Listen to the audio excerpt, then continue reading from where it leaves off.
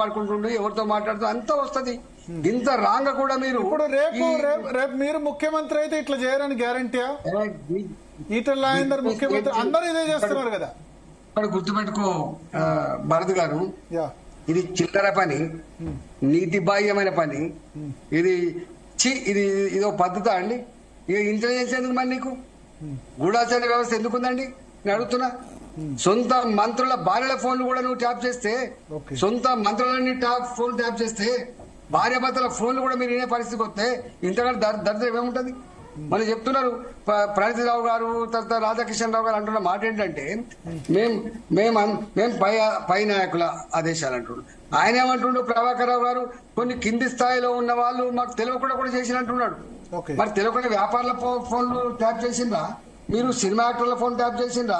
మాదక ద్రవ్యాల అమ్ముకుంటాలో ట్యాప్ చేసిందా? మళ్ళీ బ్లాక్ మెయిల్ చేసి డబ్బులు వసూలు చేసిందా? ఎందుకు వసూలు చేసిండ్రు?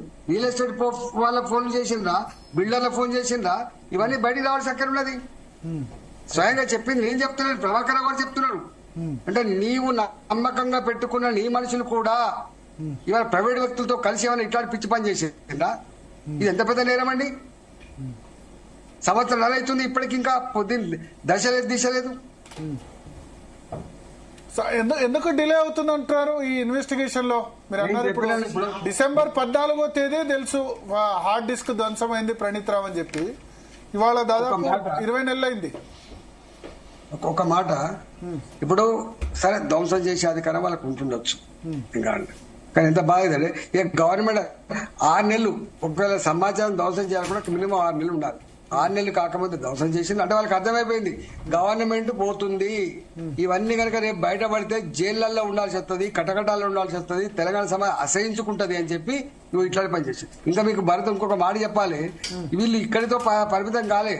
మాకెవరైనా ఫ్రెండ్స్ ఉంటే మాకెవరైనా ఫోన్ చేసి ఎంత సాయం చేద్దామన్నా కూడా బ్లాక్ మెయిల్ చేసిన వీళ్ళు. ఓకే, తర్వాత మేమైనా ఎలక్షన్ల కూడా ఏదైనా పైసో పరకో మేము ఉంటే అట్లాంటి వాటికి గుంజుకపోవడం వీళ్ళు. జనరల్ గా ఎలక్షన్ లో లీగల్ ఖర్చు పెట్టుకునే ఉంటది, గుంజుకపోవడం వీళ్ళు. ఇంకా దారుణం ఏంటంటే ఇప్పుడు సపోజ్ నేనున్న పోల్ట్రీ ఉన్న Jamuna hatchery led by Jamuna వాళ్ళ సంస్థలో పనిచేసే 20-25 మంది ఫోన్ ట్యాప్ చేసినండి.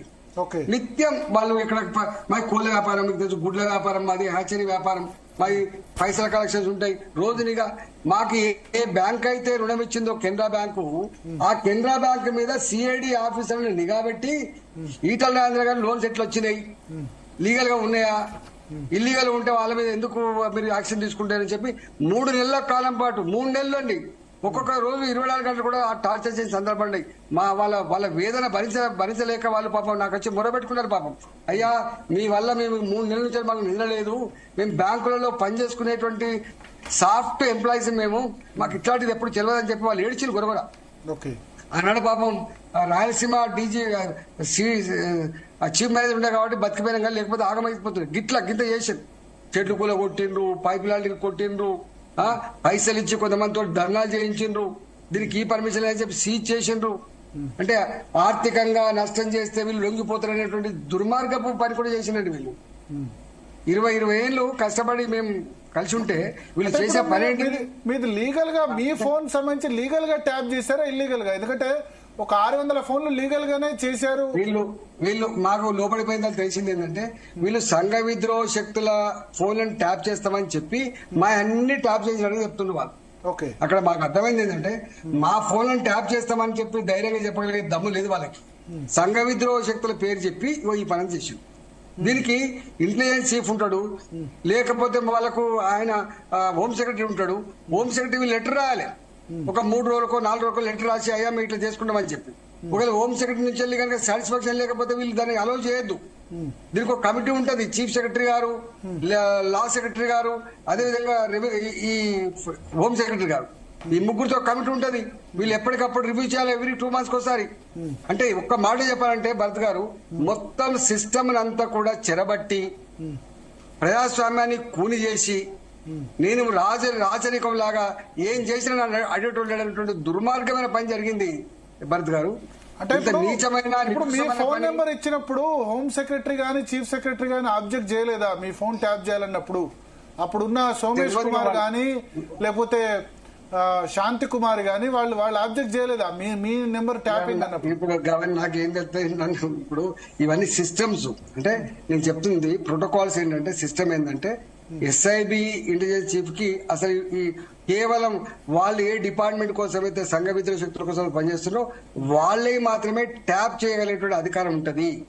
కానీ ఈయనకు మాత్రం స్పెషల్ జీవో తెచ్చి ఈయనకు ఇంటెలిజెన్స్ చీఫ్ కు ఏ అధికారాలు అయితే ఉంటాయో అవన్నీ కూడా ఇచ్చినట్టు కానీ కాబట్టి మొత్తం పక్కకే కూర్చోబెట్టుకున్న ప్రణీత్ రావుని తన పక్కకే ప్రమోషన్ మీద ప్రమోషన్లు ఇచ్చి పక్క రూమ్ లోనే కూర్చోబెట్టుకొని అన్ని రకాల హక్కులు ఇచ్చి ఇక మనం ఏం చేసినా చెల్లుబాటు అవుతుంది మనం అడిగే నాదు లేడీ అనే పద్ధతుల పట్ల ప్రజాస్వామ్యాన్ని కూని చేసి ఇట్లాంటి పని చేసిందండి.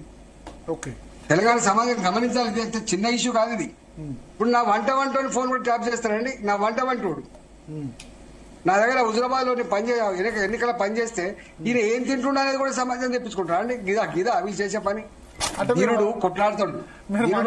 ఫోన్ నుంచి వేరే వాళ్ళతో మాట్లాడుతున్నారనేమో, మీ ఫోన్ నుంచి కాకుండా వంట వాళ్ళ ఫోన్ నుంచి మాట్లాడుతున్నారు. ఏం మాట్లాడతాం అంత అక్కడ మాకు మేము దీని లెక్క కొట్లాడలేమని మరి ఏం పాడైతుంది మా దగ్గర ఏముంటుంది. హుజురాబాద్ ఎలక్షన్ లో ఇప్పుడు వాళ్ళు ఖర్చు పెట్టేప్పుడు మీరు కూడా కొంచెం ఖర్చు పెట్టాల్సి వస్తుంది కదా, మేబీ దాని గురించి ఏమో మీకు వచ్చిన ఫైనాన్స్ ఫండింగ్. నేను ఒక భరత్ గారు ఈ సరే ఇవన్నీ వాళ్ళు మునుగోళ్ళు ఏం చేసిండ్రు ఇదంతా ఒక మాట చెప్పన్నా, మా హుజరాబాద్ ప్రజలు ఎంత గొప్ప వాళ్ళంటే అయ్యా బిడ్డ నువ్వు గెలవాలి బిడ్డ, నువ్వు ఓడిపోతావని అవుతుంది బిడ్డ ధర్మానికి అని చెప్పి ఆయన పువ్విత్తుండు కదా బిడ్డ నువ్వు పత్రిస్తావా అని చెప్పి నన్ను డైరెక్ట్ అడిగింది వాళ్ళు పువ్విస్తున్నారు నువ్వు పత్రిస్తావా అని చెప్పి అడిగింది.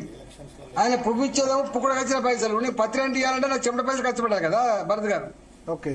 అయినా తట్టుకొని నిలబడి 10 లక్షల రూపాయలు దళిత బంధు చెక్కులు ఇచ్చిన, మైసమ్మ గుళ్ళ మీద పోచమ్మ గుళ్ళ మీద ప్రమాణం చేయించిన, ఇవాళ గొల్ల కుర్మలకు ఆనాడు 1,25,000 1,75,000 రూపాయలు చెప్పిన గొర్రెలకు డబ్బులు ఇచ్చిన అడ్వాన్స్ గా, వీళ్ళు 45,000 వాళ్ళు 35,000 ఒక 1,500 కోట్ల రూపాయలు ఖర్చు పెట్టి రోడ్లు వేయించి మురులు కట్టించి ఏ కుల సంఘాలు అడితే ఆ భవనాలు ఇచ్చి ఏ దళిత ఇచ్చి ఎన్ని చేసినా కూడా హుజరాబాద్ ప్రజలు అప్పుడు కట్ట కలిసి వాద పెట్టిరు. కానీ సెకండ్ టైం ఏమైంది, నేను బయట తిరుక్కుంటున్నా మొత్తం బీజేపీని గెలిపించుకోవాలని చెప్పి బయట తిరుక్కుంటున్నా, అక్కడ మళ్ళీ ఇదే పద్ధతి పెట్టిండు. పాపం మా మేడం ఉండే హుజరాబాద్ లో, నేను ఇక్కడ ఎప్పుడో ఒకసారి పోయి వచ్చిన స్కెచ్ చేసి రోడ్డు కొట్టిండు.